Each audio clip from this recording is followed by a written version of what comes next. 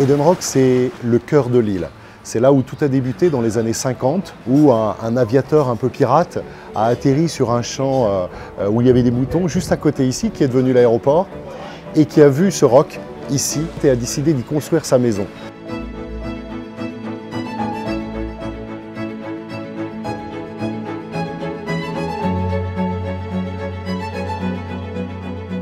Ce qui fait un peu la spécificité de l'Edenrock, tout est parti d'une maison, la maison des Hennen, qui s'était installée là dans les années 50. Mon père est arrivé dans la Caraïbe en fin des années 40. Au début des années 50, il s'est établi définitivement à Saint-Barth, où il a commencé à construire cette maison avec toute une équipe de Saint-Barth. La construction a duré 5 ou 6 ans. Et à partir de là, c'était une maison qui s'est transformée en guest house. Ce que nous souhaitons garder, c'est cet état d'esprit de guest house que Rémi de Hennen a su impulser, celui qui a fait ce que cette île est aujourd'hui dans l'univers touristique des Antilles. Notre objectif, c'est véritablement d'être ce guest house où on reçoit des clients comme on reçoit des membres de notre famille, avec sincérité, avec gentillesse, dans l'objectif de faire vivre un bon moment.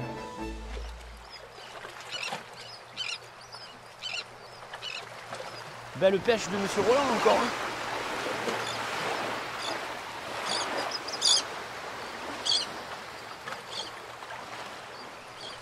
Ma cuisine est toujours inspirée du monde entier, beaucoup d'Asie, donc toujours une pointe de gingembre, une pointe de piment.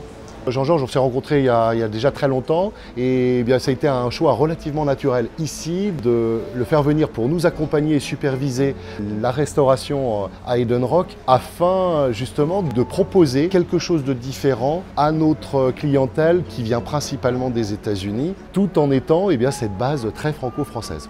Généralement dans la Caraïbe, on appelle ça aussi l'ajout. Souvent dans les poissons, tout le monde se bat pour avoir la joue du poisson ici, mais en fait sur le maïs, ce qui est bien, c'est qu'il y en a une joue jusqu'en haut. C'est le filet mignon là. Jean-Georges, c'est un des chefs effectivement aujourd'hui les plus connus au monde. Il a lancé un petit peu à l'époque à New York cette cuisine un peu fusion entre des influences américaines, beaucoup de poissons et des influences asiatiques. Saint-Barth, c'est vraiment sur la même latitude que l'Amérique du Sud, l'Asie du Sud. Donc les produits sont similaires. Amenant notre style de New York qui est sucré, salé, très pointu en piment, épicé. Côté umami un petit peu également. Et donc je pense que notre cuisine est vraiment, ma cuisine de New York était parfaite pour Saint-Barth. Avec les produits locaux et un peu les nuances exotiques. C'est une île qu'il connaît depuis toujours, il vient depuis 35 ans à Saint-Barthélemy. Et le fait d'avoir pu comme ça créer ce restaurant avec l'Edenrock, je pense que pour lui c'est quelque chose de très particulier. En plus ça lui permet évidemment de travailler ses produits préférés.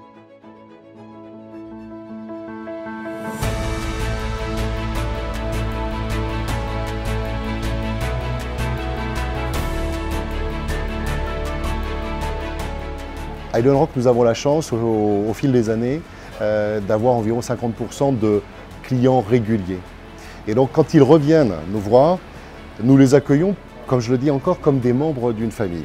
Ils reviennent dans leur chambre qu'ils ont tous les ans, puisque nous avons 37 unités, et nous avons 37 unités, nous n'en avons pas une identique l'une à l'autre. De par sa vue, de par sa disposition. Nous avons des chambres relativement contemporaines, d'autres beaucoup plus classiques, très anglaises aussi, de par l'influence de la famille David et Jane Matthews. Vous avez au contraire des chambres qui sont un peu des entre-deux, avec des toits un peu mansardés. C'est la décoration qui peut être radicalement différente d'une chambre à l'autre.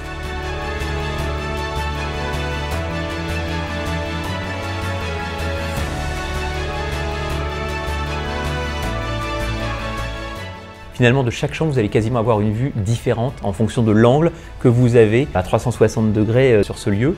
Il n'y a pas une chambre qui est constituée de la même manière. C'est vraiment pour moi l'hôtel de prestige par excellence.